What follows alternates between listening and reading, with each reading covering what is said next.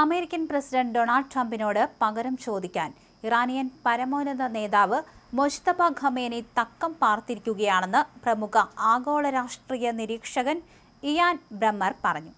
തന്റെ പിതാവിനെ വധിച്ചതിന് പ്രതികാരം വീട്ടാൻ മുജ്തബ ഖമേനി തയ്യാറെടുക്കുകയാണ് എന്നാണ് അദ്ദേഹം ചൂണ്ടിക്കാണിക്കുന്നത്.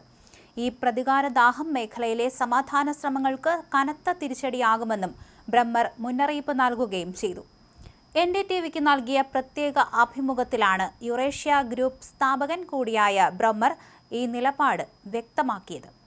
ഇസ്ലാമാബാദിൽ നടക്കാനിരിക്കുന്ന നിർണായക സമാധാന ചർച്ചകൾക്ക് മുന്നോടിയായി മേഖലയിൽ കടുത്ത അനിശ്ചിതത്വം നിലനിൽക്കുകയാണ്.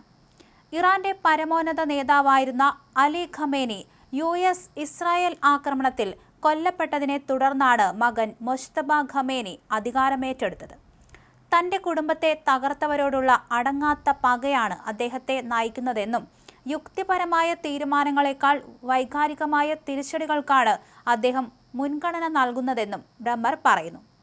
ഹോർമോസ് കടലിടുക്കിലെ സാഹചര്യം ഇപ്പോഴും സങ്കീർണമായി തന്നെ തുടരുകയാണ്. കടലിടുക്ക് പൂർണ്ണമായും തുറന്നു നൽകാൻ ഇറാൻ തയ്യാറായിട്ടില്ല. കഴിഞ്ഞ 24 മണിക്കൂറിനിടെ കേവലം 7 കപ്പലുകൾക്ക് മാത്രമാണ് ഇറാൻ അനുമതിയോടെ ഇതിലൂടെ കടന്നുപോകാൻ സാധിച്ചത്. നിലവിലെ താൽക്കാലിക വെടിനിർത്തൽ ഏത് നിമിഷവും തകരാം എന്നതിന്റെ സൂചനയാണിതെന്ന് ഇയാൻ ബ്രമ്മർ ചൂണ്ടിക്കാണിക്കുന്നു. ഇറാനിലെ സായുധ വിഭാഗമായ ഇസ്ലാമിക് റവല്യൂഷണറി ഗാർഡ് കോർപ്സ് വെടിനിർത്തൽ കരാറിനോട് പൂർണ്ണമായി സഹകരിക്കുമോ എന്ന കാര്യത്തിൽ ഇപ്പോഴും സംശയമാണ്. യുദ്ധത്തിന്റെ ആദ്യഘട്ടത്തിൽ ഇസ്രായേൽ ആക്രമണത്തെ പ്രതിരോധിക്കാൻ പ്രാദേശിക കമാൻഡർമാർക്ക് സ്വയം തീരുമാനമെടുക്കാൻ അധികാരം നൽകിയിരുന്നു. ഇത് കേന്ദ്ര നേതൃത്വത്തിന്റെ നിയന്ത്രണത്തിന് പുറത്തു പോകുന്ന സാഹചര്യം ഉണ്ടാക്കിയേക്കാം. ഇത് സമാധാന ചർച്ചകളെ പ്രതികൂലമായി ബാധിക്കും. അമേരിക്ക മുന്നോട്ട് വയ്ക്കുന്ന കർശന നിബന്ധനകളും വെടിനിർത്തലിന് ഭീഷണിയാണ്. ഇറാന്റെ പക്കലുള്ള സമ്പുഷ്ടീകരിച്ച യുറേനിയം മുഴുവൻ നീക്കം ചെയ്യണമെന്നും ഹിസ്ബുള്ള, ഹൂതി തുടങ്ങിയ സായുധ സംഘങ്ങൾക്കുള്ള പിന്തുണ അവസാനിപ്പിക്കണമെന്നും ട്രംപ് ഭരണകൂടം ആവശ്യപ്പെടുന്നു. ഈ ഉപാധികൾ അംഗീകരിക്കാൻ ഇറാൻ തയ്യാറാകുമോ എന്നതാണ് രാഷ്ട്രീയ നിരീക്ഷകർ ഉറ്റുനോക്കുന്നത്. വെടിനിർത്തൽ ചർച്ചകൾ പുരോഗമിക്കുമ്പോഴും ഗൾഫ് മേഖലയിൽ സൈനിക വിന്യാസം ശക്തമാക്കുകയാണ് അമേരിക്ക. മൂന്നാമതൊരു വിമാനവാഹിനി കപ്പൽ കൂടി മേഖലയിലേക്ക് തിരിച്ചിട്ടുണ്ട്. ഇറാനെതിരെ കരയുദ്ധത്തിനുള്ള സാധ്യതകൾ ട്രംപ് ഇപ്പോഴും തള്ളിക്കളഞ്ഞിട്ടില്ല.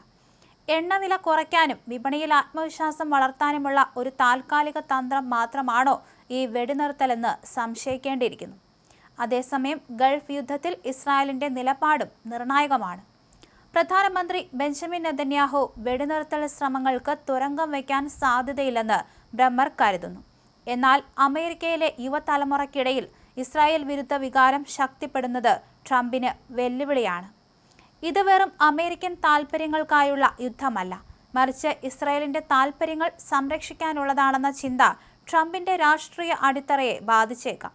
മേഖലയിലെ സമാധാന ചർച്ചകളിൽ പാകിസ്ഥാൻ മധ്യസ്ഥനായി മാറുന്നത് ഇന്ത്യയെ സംബന്ധിച്ച് വലിയ ആശങ്കയുണ്ടാക്കുന്ന ഒന്നല്ല.